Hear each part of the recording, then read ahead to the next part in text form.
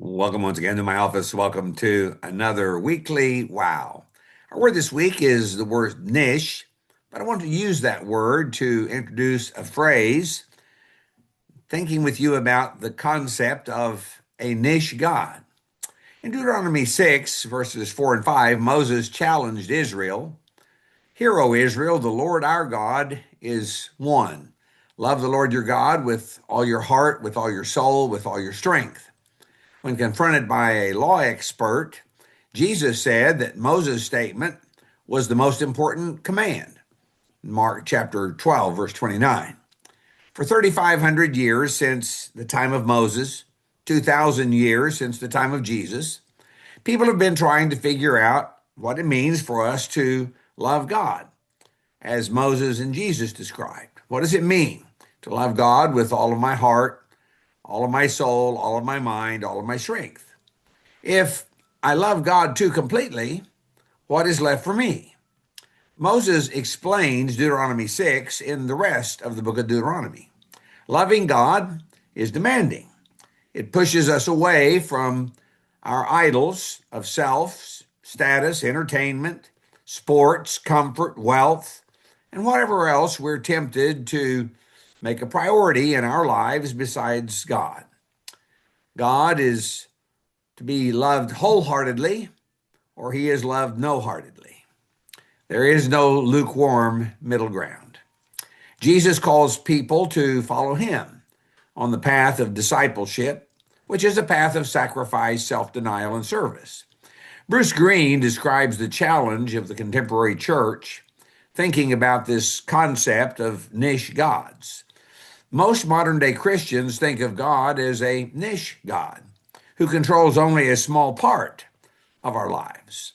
We have this tendency to compartmentalize our lives. We give God his little niche, whatever that might be, perhaps Sunday and no other day. Give God his little niche and all will be okay. God will never be satisfied, may I say.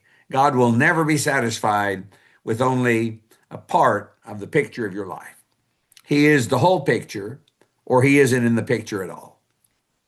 Our word niche comes from the same French word, which originally meant recess, likely from the verb nicher, which means to nest, related to the Latin word nidus, which also means to nest.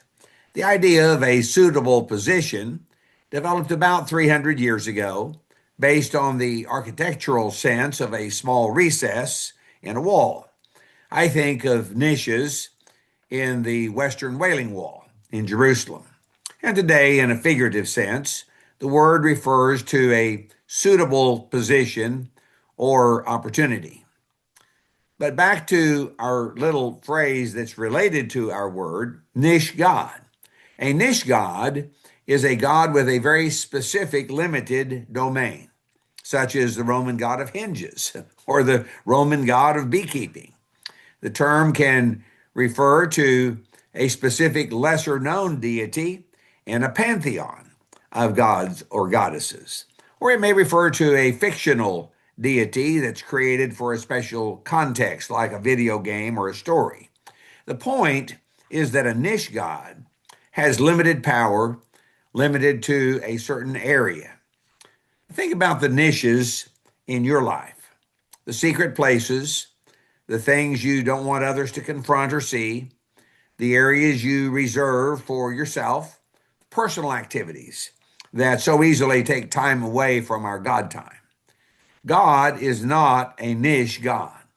He does not want to control only a part of your life. God is an everything God. He wants to control every aspect of your life, even the smallest niches. That is your time, your treasure, your talents. Regardless of how small the area you want to try to reserve, God says, if I cannot control that area, you cannot be my disciple. Being a disciple means turning everything over to God. And when you think about it, that's not a bad exchange.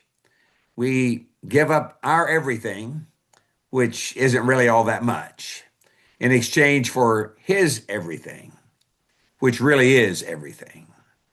He is my everything. He is my all. So the words of the song declared, Christ, who is all and in all. Paul's words to the Colossians chapter 3. I pray that God might be our everything, and they will not be satisfied to let him be only a niche God in our lives. The niches belong to God, and all of our life belongs to God. Words for this life, words for the life to come. Thank you for joining me. Remember that I love you, God loves you. That's the way it's going to be. I find that this gives help to me in my Christian walk, and I pray it might also be a blessing to you. Until next time around, may God richly bless, is always my prayer.